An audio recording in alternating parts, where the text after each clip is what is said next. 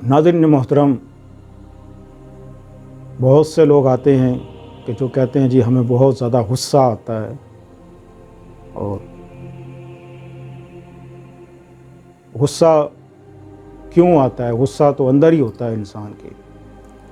تو اگر آپ نے دوست اور دشمن کی پہچان کرنی ہے تو سب سے پہلے آپ یہ کام کریں کہ اسے غصہ دلا دیں۔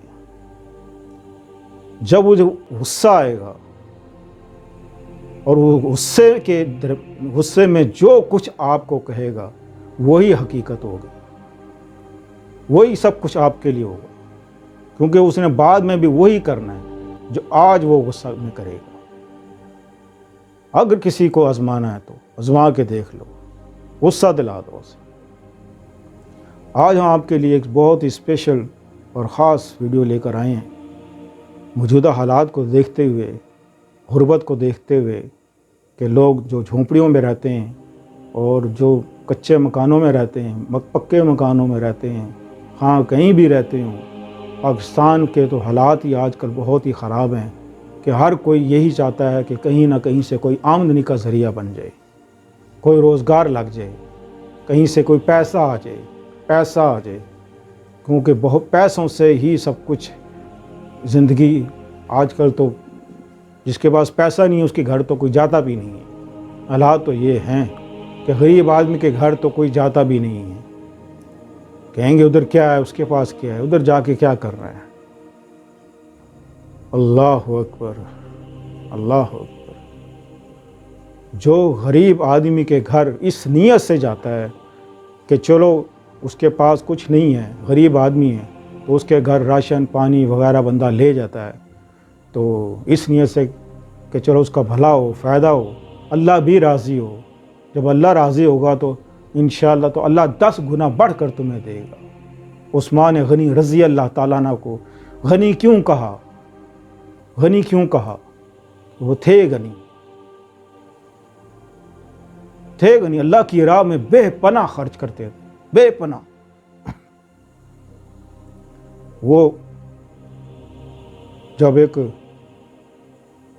تجارت کے لیے جا رہے تھے، کسی ایک گاؤں میں قحط پڑ گیا تھا، تو حضرت عثمان غنی رضی اللہ تعالیٰ عنہ وہ سارا سامان وہ لے کر جا رہے تھے۔ راستے میں تجارتی لوگ جو تھے وہ مل گئے۔ انہوں نے عثمان سے کہا کہ یہ تو ہمیں ڈبل قیمت لے لے، 3 گنا لے لے، 4 گنا لے لے، یہ مال ہمیں بیچ دے۔ عثمان غنی رضی اللہ تعالیٰ فرماتے ہیں کہ یہ میں غریبوں کے لیے لے کے جا رہا ہوں، تو میں یہ ہرگز سودا مجھے یہ منظور نہیں۔ اس نے کہا تو 5 گنا لے لے۔ عثمان غنی رضی اللہ تعالیٰ فرماتے ہیں تو اگر مجھے 10 گنا زیادہ دے، یعنی کہ 1 روپے کی چیز اگر تو 11 روپے میں لے تو میں تجھے دے دیتا ہوں۔ وہ کہتے ہیں یہ کون ایسا سخی ہے؟ بھلا کوئی ایسا کوئی ہے دنیا میں جو 1 روپے کی چیز 11 روپے میں خریدے، 10 روپے میں خریدے؟ میں کہا ہاں ہے، میرا رب، میرا اللہ مجھے 10 گنا دے گا۔ اتنا یقین تھا، اتنا یقین، ایسا یقین ہمارے اندر ہونا چاہیے، اتنا یقین۔ ہم جب اللہ کی راہ میں خرچ دینے لگتے ہیں کسی کو تو ہم کئی بار سوچتے ہیں، پھر جب ہم اللہ کی راہ میں خرچ دیتے ہیں کسی غریب آدمی کو تو اول تو شیطان کہے گا مت دے، کم ہو جائیں گے۔ جب وہ دے دیتا ہے تو شیطان کے ہاتھ کٹ جاتے ہیں اور اللہ آپ کو 10 گنا بڑھ کر پھر اللہ تعالیٰ آپ کو دے گا۔